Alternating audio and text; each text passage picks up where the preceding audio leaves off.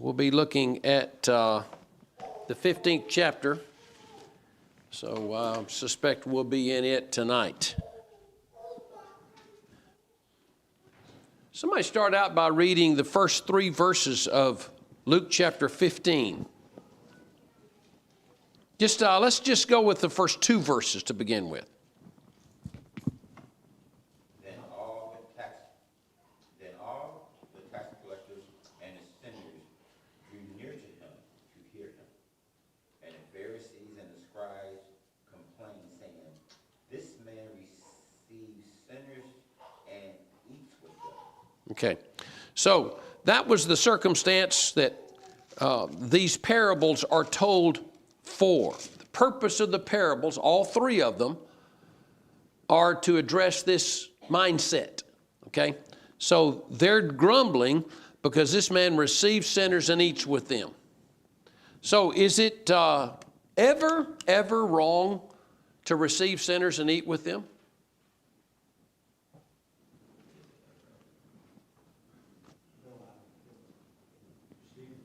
Depends on what I mean by sinners, doesn't it?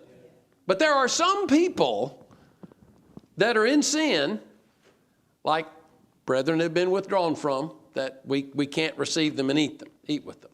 I guess you would say that the false teacher of 2 John chapter 1, verses 10 and 11, he says, if a man comes to you and does not bring the doctrine of Christ, don't greet him or receive him into your house. And so that's another person that we would not receive and eat.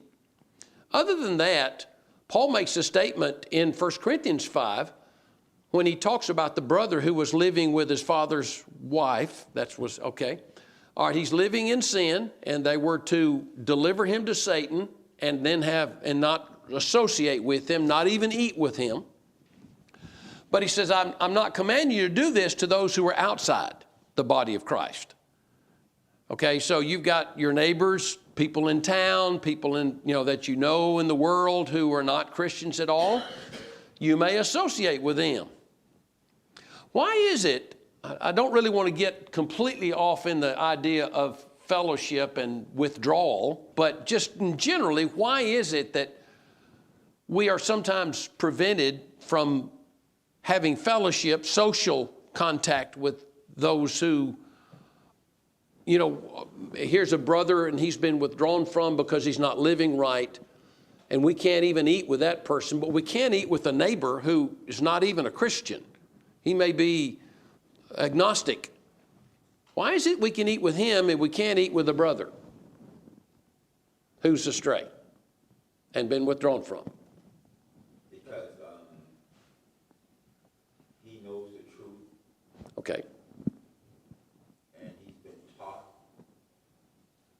He knows better, is a way some people would put it. He knows better than to live the life that he lives. In his case, discussions have, I'm sure, should have been had.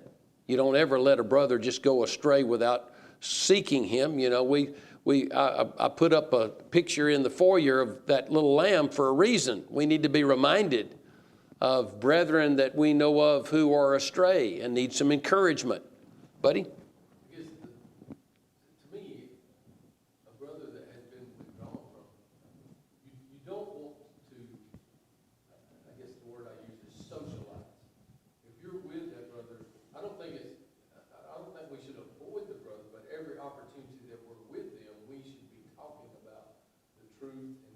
Yes. And where they're at.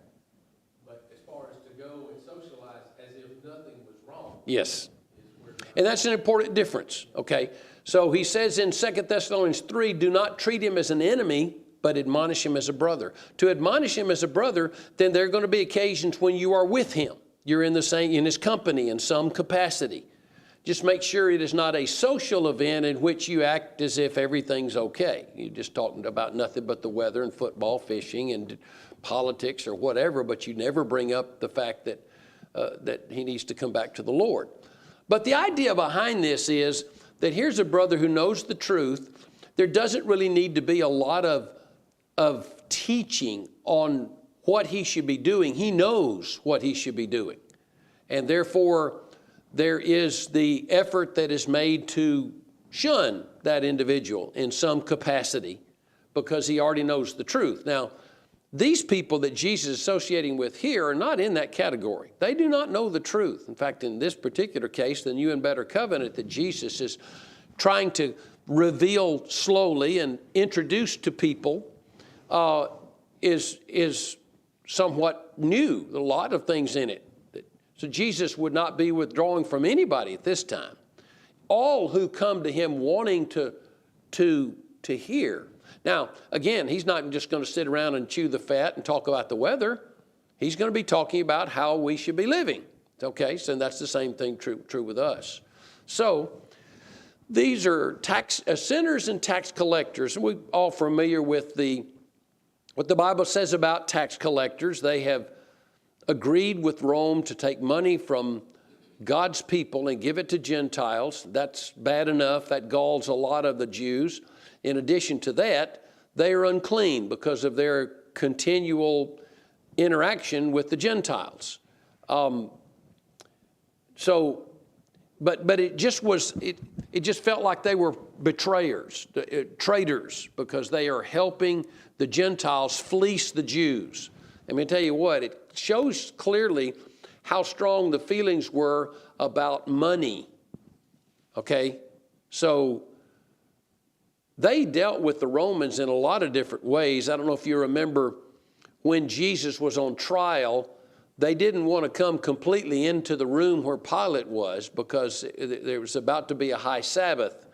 And so they didn't want to make themselves unclean. So when you become unclean, you have things that you have to do, or some cases a time period you have to wait before you're clean again. So if a feast is coming up, and in this case, a lot of scholars believe that this was what's called a high Sabbath, may not even have been on a Saturday. Sometimes the Jews would have what's called a high Sabbath on other days of the week. You still had your Sabbath, but then you might also have, and it's believed that Wednesday of the week that Jesus died was possibly a high Sabbath. But in any case, they didn't want to come in. And this was a kind of an interesting thing for Pilate. He's sitting there thinking, I'm judging over you. You don't want to come in contact with me, but you want to condemn this guy who is your guy. Anyway, it's just kind of a funny scenario that, here the Jews grumbled because Jesus receives sinners and eats with them. The idea behind your associations with those who are in sin in a way that you should not. Okay, so we need to maybe think about what are some, even in addition to this idea of here's a brother and here's someone who's not a Christian, got that consideration. Also, there's consideration of what you're doing, okay? So obviously, I can have association with my neighbor, but not while he's robbing a bank. Not while he's doing something wrong. So make sure that this is someone that you can have activities with, and that the activity you're doing is not wrong in and of itself. So having said that, Jesus is receiving them and eating with them and speaking of godly living to them. This is not really strictly a social occasion, and it is an occasion in which Jesus is teaching. They're coming to him because they want to know more about if he's the Messiah. They're trying to find that out. And if they believe he is the Messiah, he's going to be revealing more information about his coming kingdom. And they want to know more about that. So it's difficult for me. It's just that this is political. That's all this is. This statement is just political. We don't like you. We're going to assign an evil motive behind what you're doing here. And while it is true that there are some people in some circumstances that you're not supposed to associate with, yes, Jews were not supposed to associate with Gentiles generally across the board under the old law. Okay, that's just kind of a general thing, although there were some Jews that became proselytes. Other Jews lived among some Gentiles that became proselytes and some Gentiles that lived among the Jews. And the law talked about it's interesting, the law talked about two different things. Number one, the law talked about the fact that God wanted the Israelites to drive out the Gentiles and it be nothing but God's people in this promised land. But it also talked about if there's a Gentile who lives among you and you treat him in this fashion and that fashion. Generally speaking, it was to say you're supposed to be fair to him. You're not supposed to take advantage of him. He may not be able to join in all the feast days like the Jews who were descendants of Abraham, but still you're not supposed to just mistreat him. And so it's interesting to me that there were some associations, and surely under captivity to the Romans, there were going to be some interactions between the Romans and the Jews, not going to avoid it. Now, the Romans would allow Gentiles in the city, right? So there are going to be people in the marketplace, there are going to be people in town, and you never know sometimes. And so a lot of the washing of the hands was a reflection of the fact that they were living in a muddled situation. It was of their own doing because they were not faithful to God, and God sent them away to be oppressed by the empires. But still, it's of their own making. But they've got Gentiles in their midst, and they don't know for sure who they may have bumped into or in some way may be unclean. And so they develop these methods of washing before you eat, not just to clean your hands, but to make yourself ceremonially clean so that you can pray and thank God for the food and do other things that you'd want to do. So Jesus tells these three parables, okay? Now, the parables are going to be about a man who has 100 sheep and he loses a sheep, okay? And he goes and gets the sheep. We're going to read each of these parables and talk about them in detail, but I want to kind of get a big picture as we kind of introduce to it. So that's the first parable. The second parable is about a woman who lost a coin, okay? And she searches her house and she finally finds the coin. And then the third one is about a prodigal son who goes away and lives a life of wasteful sin, but he comes back. And the lost sheep is found, the lost coin is found, and the lost son is found, okay? So why did he tell these three parables?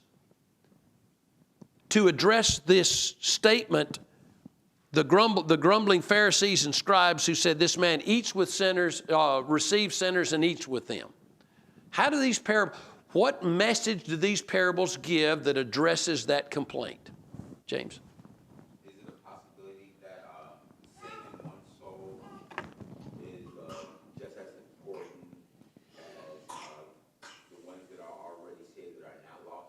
Yes, so that's spot on for the first parable, right? That's exactly what the message is.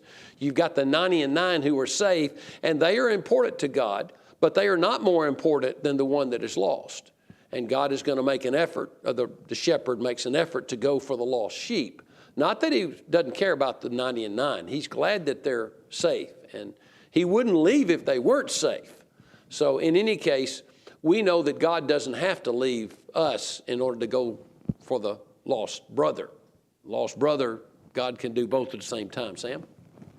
In each of these parables, I'm sure we'll probably address it as we go, the situation in which the lost, fill in the blank, becomes lost is also different. The coin doesn't have any means of travel on its own. It just happens to be in a place. Mm-hmm. You could say, you could argue that some of the Gentiles, they had not known the word of the Lord. They didn't know what they needed to do. That's just where they were. We need to go find those people and bring them in. In the case of the lost sheep, it's a sheep that just wandered off, didn't mean to probably, just wasn't paying attention. We need to go save those who are just negligent or just lost their way somehow. And then in the last one with the lost son, he purposely leaves. Mm-hmm. He takes everything he has and he leaves on his own accord. But God's message there is those people are still important. Those people are still valuable. They still need to be saved. So in each of those cases, you have a person or an object that is lost from some state and got there somehow, maybe differently, but that doesn't mean that they are less important because of that. Okay. And I guess you could say, you could draw a distinction between the first two and the third, because the Father doesn't go after the Son. The Father's there watching for the Son, but it's up to the Son to come home. And the sheep is amoral. They don't consider right and wrong. They're looking for greener pasture probably, or curiosity or something. And sheep are, of course, not curious, although, it's inexplicable, because deer sometimes are very curious, even though they're largely as defenseless as sheep. They have a probably better hearing, and they can run faster and things like that than sheep. But in any case, that's a distinction. To me, I think of the fact that this teaches us that I don't care who you are worth saving. And this kind of goes along with, I think, what Sam was getting at. You are worth the effort to be saved. If nobody comes for you, you still need to come back to God. But there are some people who, if you have people that you know who are faithful Christians and no one has ever said anything to you, well, that's on them. Because every soul is worth saving. I don't care how many sins you've committed. I don't care how egregious those sins are, how terrible those sins are. I don't know how many years. Doesn't matter how many years you've been in sin. Every soul is worth the effort. Now, not worth the effort to compromise the truth, no, but worth the effort when you can make that effort according to God's will. So all three of these kind of have that underlying message and are intended to get us to think about this in three different ways, in a sense. Any other comments about the kind of the setup? All right, somebody read verses 4 to 7. Suppose one of you has 100 sheep and loses one of them. Doesn't he leave the 99 in the open country? You go after the lost sheep until he finds it. And when he finds it, he joyfully puts it on his shoulder. You go home. Then he calls his friends and neighbors together to rejoice. I have found my lost sheep. I tell you that in the same way there will be more rejoicing in heaven over one sinner who repents than over 99 righteous persons who do not need to repent. Okay, so in the translation that Brandon read from, it said, suppose a man among you. The New King James says, what man among you? And I think the idea behind the wording of the King James and maybe some other translations is that this is something we all would do. And even I think it is implied in the wording of the English Standard and New American Standard. Actually, I'm sorry. I'm reading from the New American Standard. I'm not reading from the New King James. What man among you? Everybody would, if you lost something like that. So here's, a great example of that is the fact that on the Sabbath day, an ox goes in the ditch and the Pharisees and the scribes would pull it out. On the Sabbath day, they would take their animal that may be tied in the barn and lead it to water. Those are things that they could do on a Sabbath, which were work, but were acknowledged exceptions by Jesus when he was talking in various occasions. When they would criticize him for healing on the Sabbath, he would say, well, you lead your animals to water. If they fall in the ditch, you get them out of the ditch. So they knew and recognized these exceptions. But they only wanted to make the exceptions for themselves. They didn't want to make exceptions for the Gentiles. In your opinion, what did the Jews think of the Gentiles?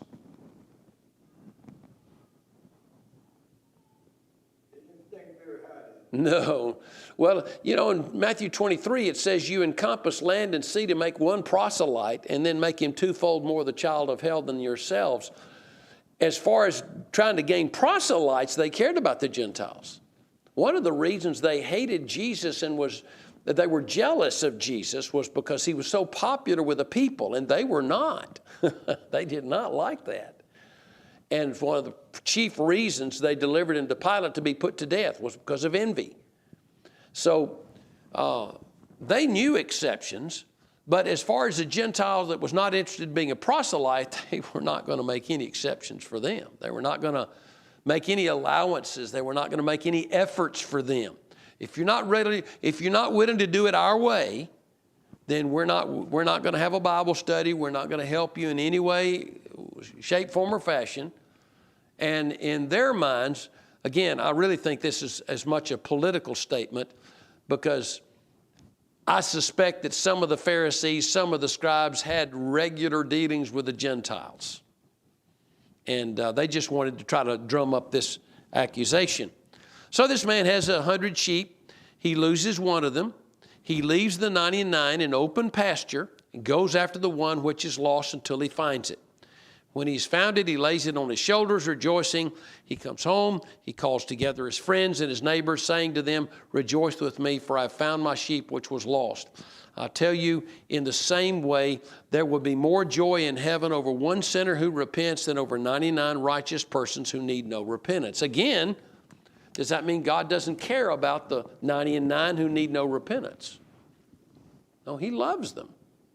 But that's not an occasion for jubilant exultation. The occasion for, so I'll give you an example. What happens a lot of times in churches when one comes back to the Lord? This person's been away, they come back, they go before the church, they confess their sin. After church is over, what happens a lot of times? Yeah, people gather around. They maybe in a larger congregation make a line, and you come up to take your turn to hug their neck and to tell them how much you appreciate what they've done. And, you know, if you ever want to talk, you know, if any way I can help you at all, these kinds of things. Okay, we don't normally do that for each other on a given Wednesday night. Those of us that are faithfully coming to serve God, we don't line up for each other. Doesn't mean that we don't love each other. It's just that that's not an occasion to be so overjoyed that you would do something like line up and hug. And we do sometimes hug and things like that. We express our love for each other. That's okay. But it's not the same. And it doesn't mean, like I said, that God doesn't love us just as much when we're faithful to Him, or that we don't love each other. It's just a different occasion. And when someone comes back to the Lord, it's worth spending an extra bit of expressing extra emotion for that person, because it is an occasion to be happy. And so it talks about here that there's more joy in heaven over one sinner who repents than over 99 righteous persons who need no repentance. Any other questions or comments about this first parable? Okay, somebody read 8 through 10. Having 10 silver coins, if she loses one coin, does not light a lamp, sweep the house, and seek diligently until she finds it. And when she has found it, she calls her friends and neighbors together, saying, "Rejoice with me, for I have found the pieces which I lost." Likewise, I say to you, there is joy in the presence of the angels of God over one sinner who repents. Okay. Some commentators suggest that this coin is not an ordinary, okay, I guess you could think of it in this terms. If this woman is dirt poor, she may not have 10 silver coins. Silver is something that the Jews didn't have much of. Now in Solomon's day, it says silver was like water to the people, and gold was like silver. The people, you know, we have silverware, but very little. It's rare that it really is silver. Usually it's stainless steel or something such as that. But we might have a set of silverware, real silver, in our possession. We just don't get it out as much. But here, she has 10 silver coins. Some believe that probably was a marriage dowry. The idea is that when you marry, you give security to the wife. That's an old custom, goes back many centuries. The idea is, in theory, is if the husband is not a good husband and doesn't support her like he should, she's got something that, I guess, God forbid, if she has to go home to mama and daddy, she's got the means to get there. So the dowry is given, and the bride price, it's sometimes called, and this varies in different cultures in amount.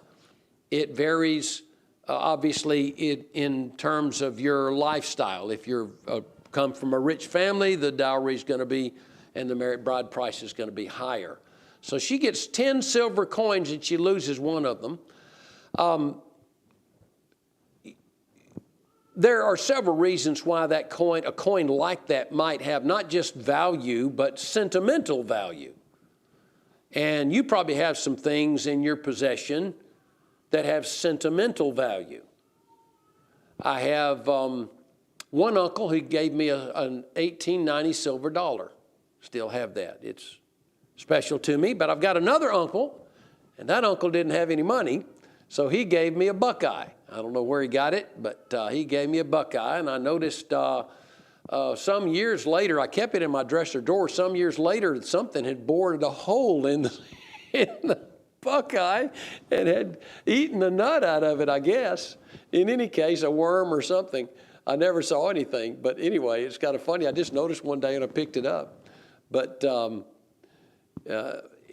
obviously, a Buckeye is not going to have any real value. It's just something that comes off a tree, and that's just, it's not anything special, not worth much. Obviously, an 1890 silver dollar, I've never presented it to see what the value of it is, but because I wouldn't get rid of it anyway. But still, it's got some intrinsic value, not just sentimental value. But I didn't want to get rid of either one. I eventually did throw away the Buckeye since the worm had his lap around it. So this is probably something that's very sentimental, and so she's turning the house upside down. All of us have probably had something like that.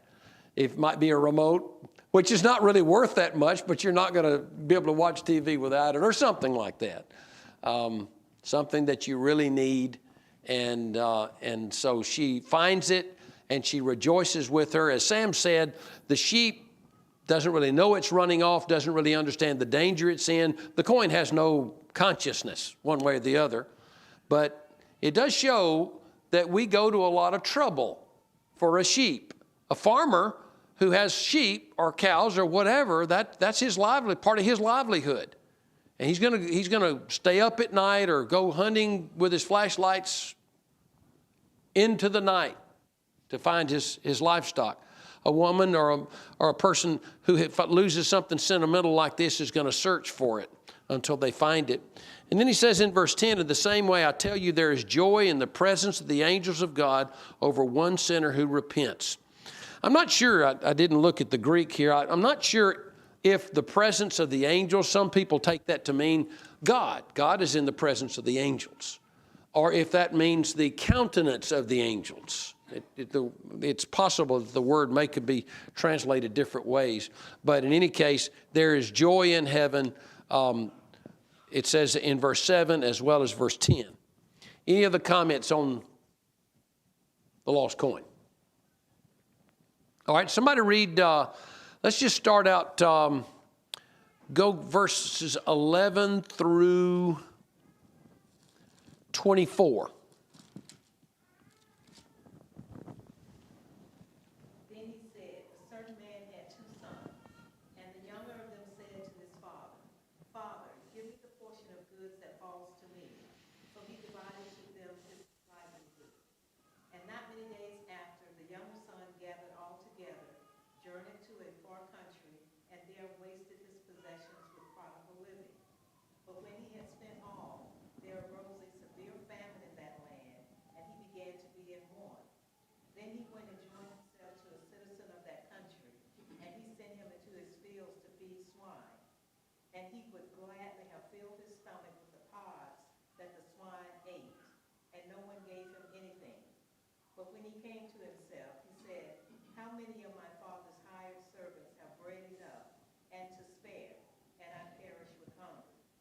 I will arise and go to my father and will say to him, Father, I have sinned against heaven and before you, and I am no longer worthy to be called your son. Make me like one of your hired servants. And he arose and came to his father.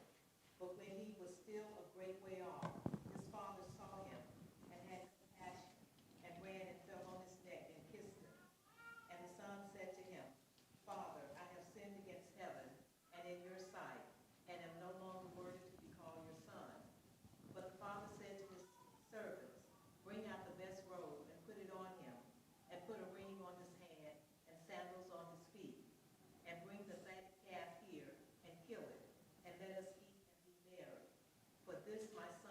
dead and is alive again.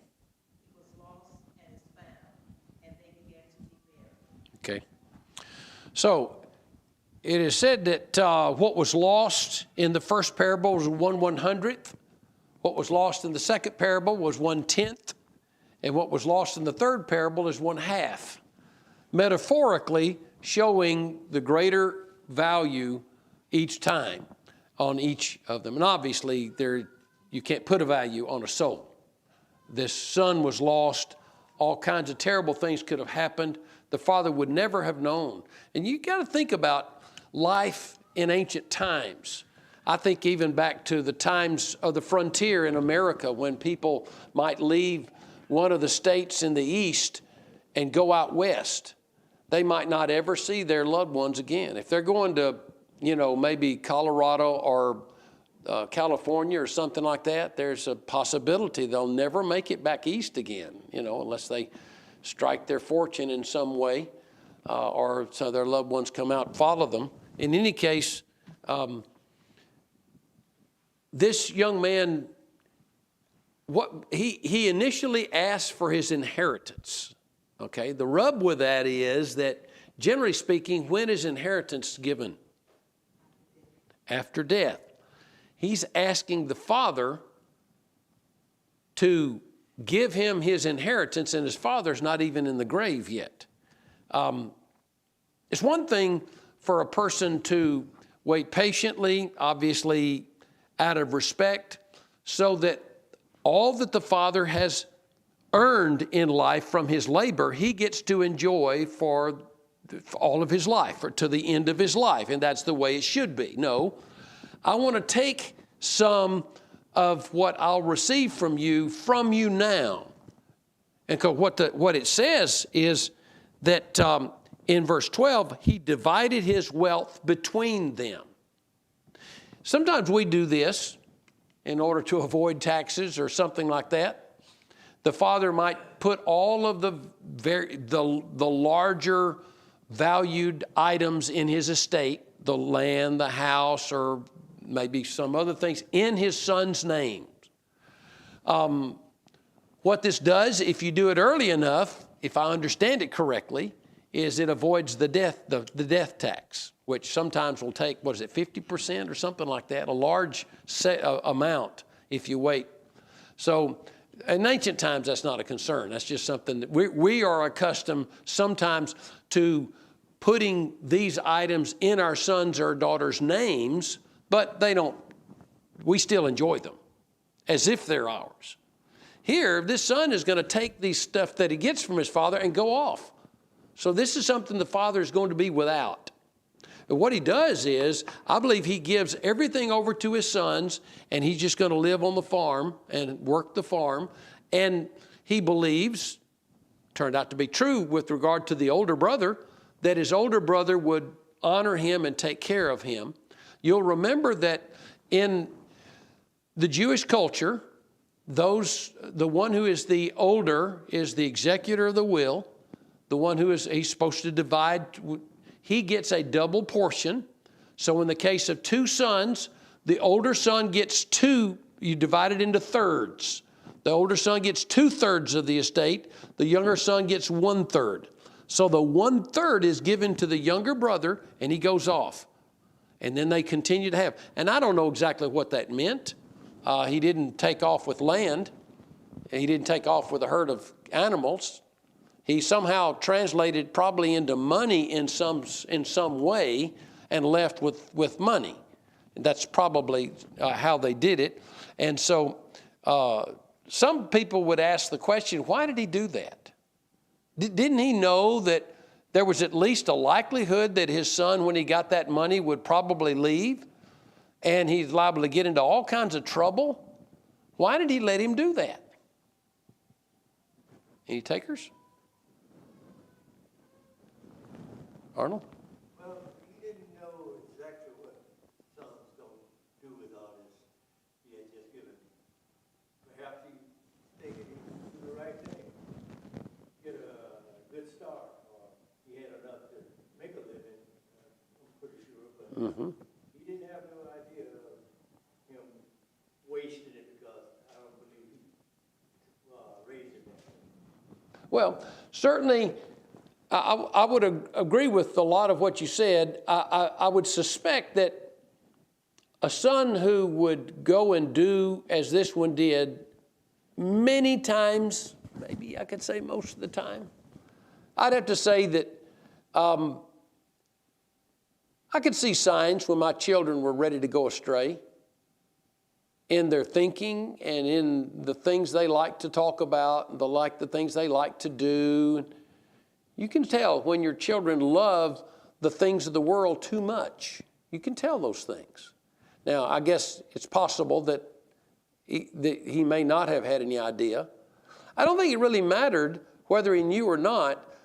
I think it was important to him, and this might give us a window into God's feeling on the matter too, that if I don't want to be with God, I'm not going to get any credit for being with God.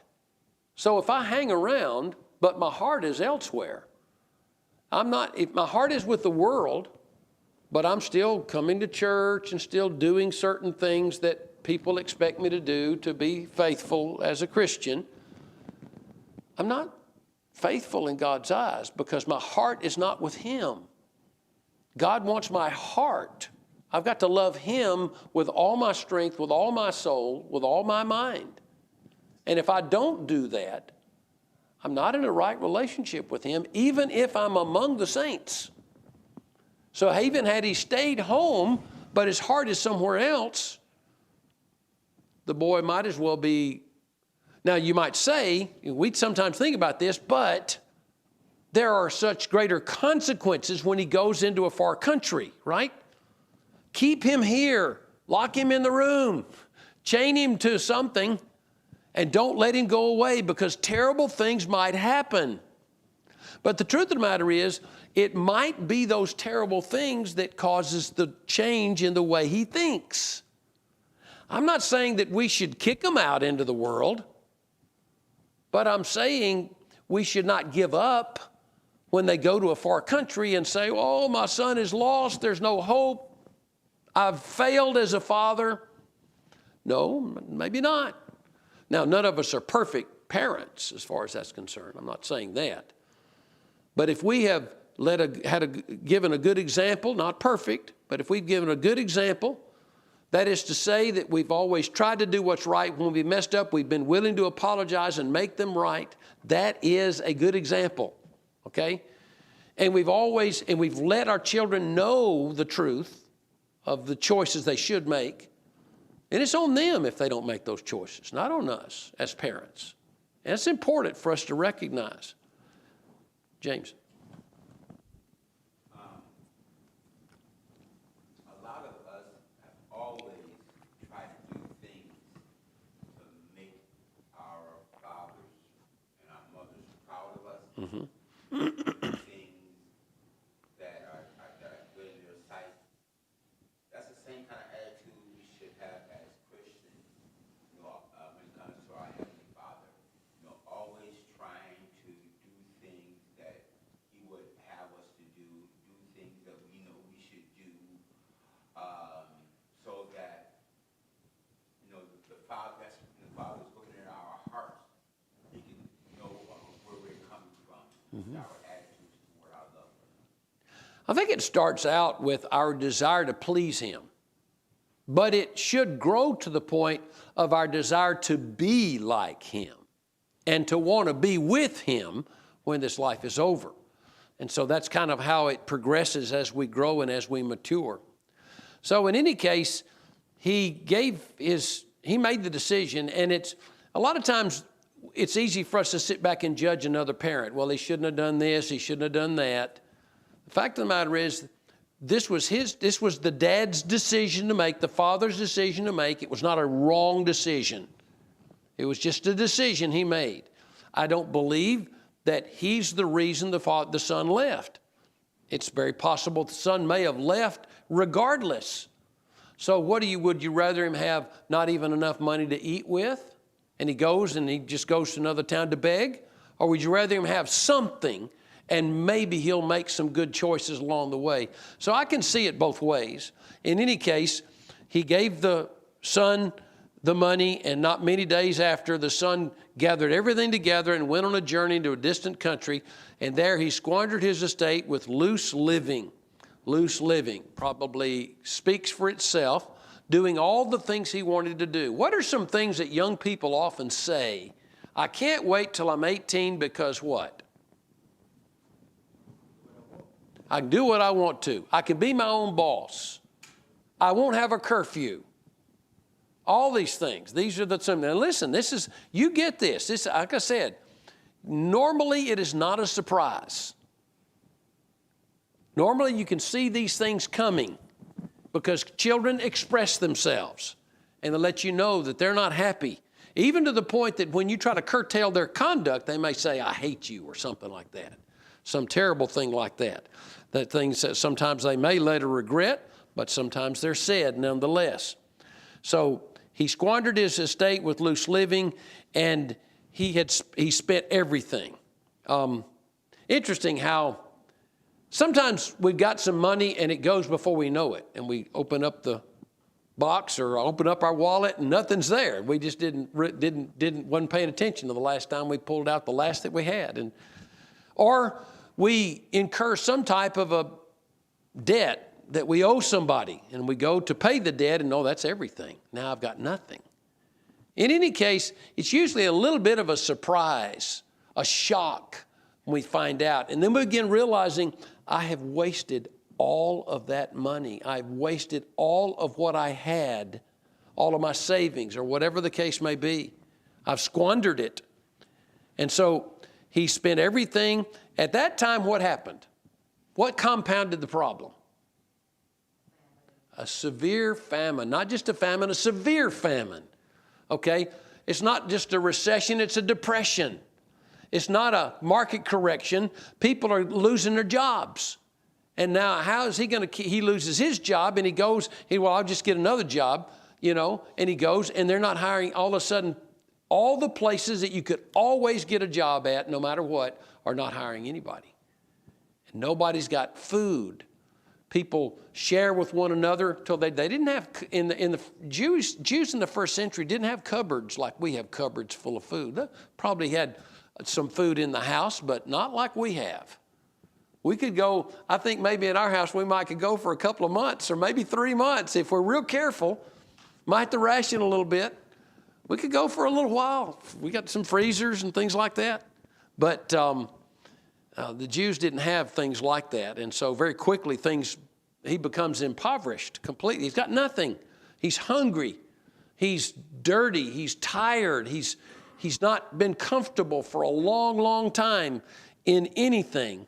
And he goes and he hires himself to one of the citizens of that country, and he sent him into his field to feed swine. Now here's a Jewish boy, and his job is to feed pigs. Lowly, unclean pigs. And now, to underscore it all, what shows the absolute bottom that he reached? What did he want to do? He wanted to eat the pig slop. Okay?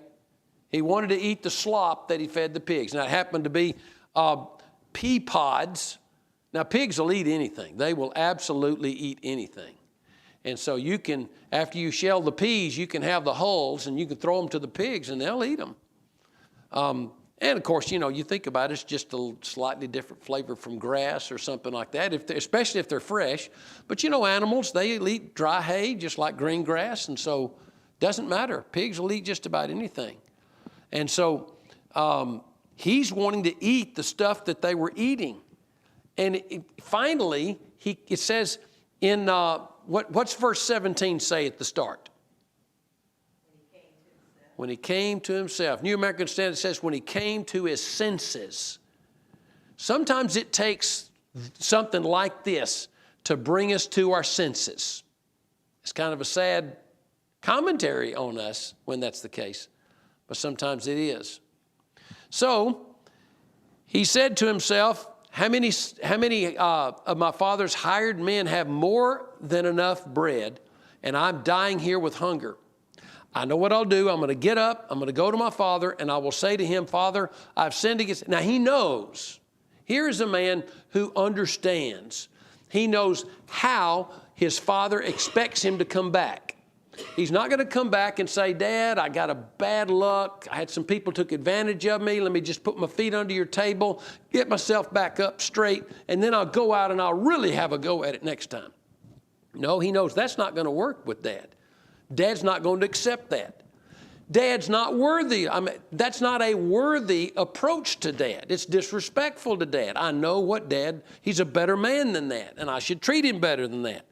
So I'm not going to try to come back, even as his son. I'm just going to say, make me like one of your hired servants. You think about that.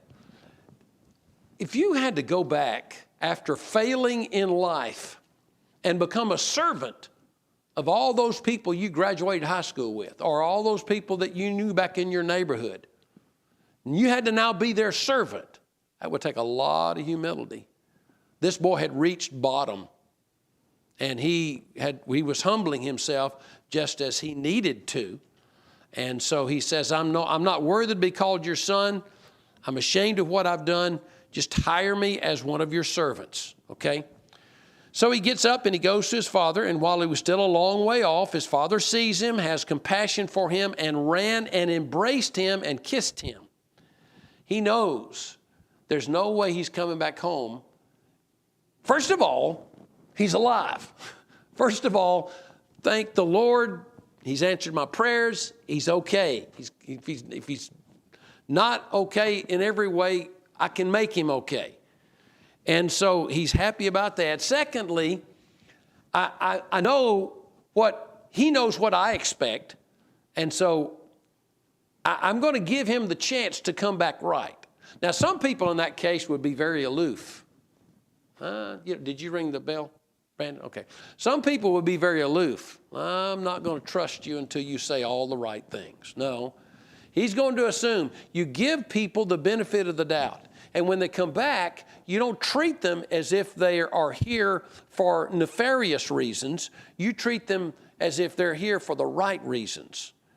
Give them a chance to come back to the God in the right way. Don't judge them when you see them. Oh, I didn't know how long it'd take for you'd come back.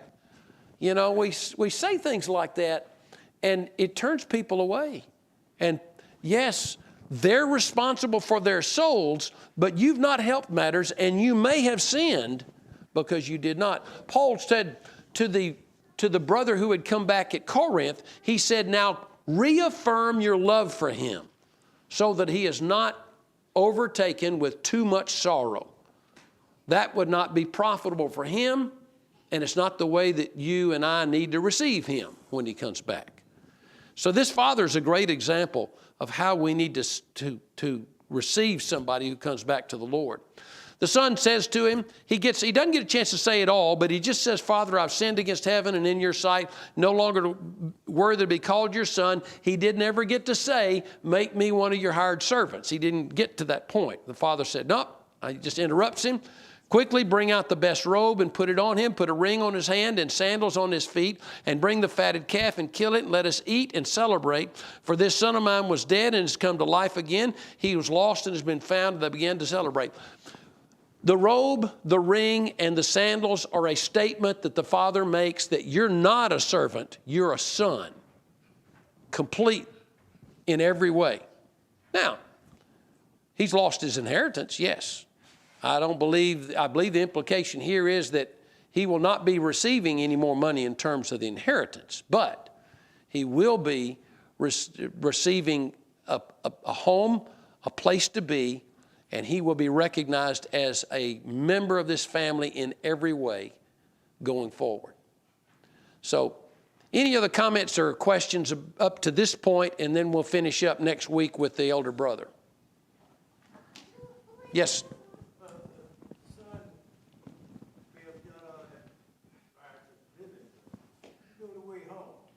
He knew the way home. He kept his wits about him. Listen, people can go and live with the world, and the world can change them. People can delude themselves into thinking after they've been away from the Lord for 10 years that they're okay even though they left the Lord, you know. I had a fella after he had left the Lord for some years, and it became obvious that I wouldn't associate with him. He said, how dare you disrespect my salvation? Well, he's even left the Lord. I don't know what but people can delude themselves, and they listen to false teachers that tell them they're okay, and eventually they get to where they believe that they're okay, even though the Bible teaches differently. And so it's important that we recognize our need when they do that which is right, to reaffirm their love and to let them know how much we care about them. All right, we'll stop there, and then we'll talk about the older son, the older brother, starting in verse 25 next week, and finish up chapter 15. Thank y'all.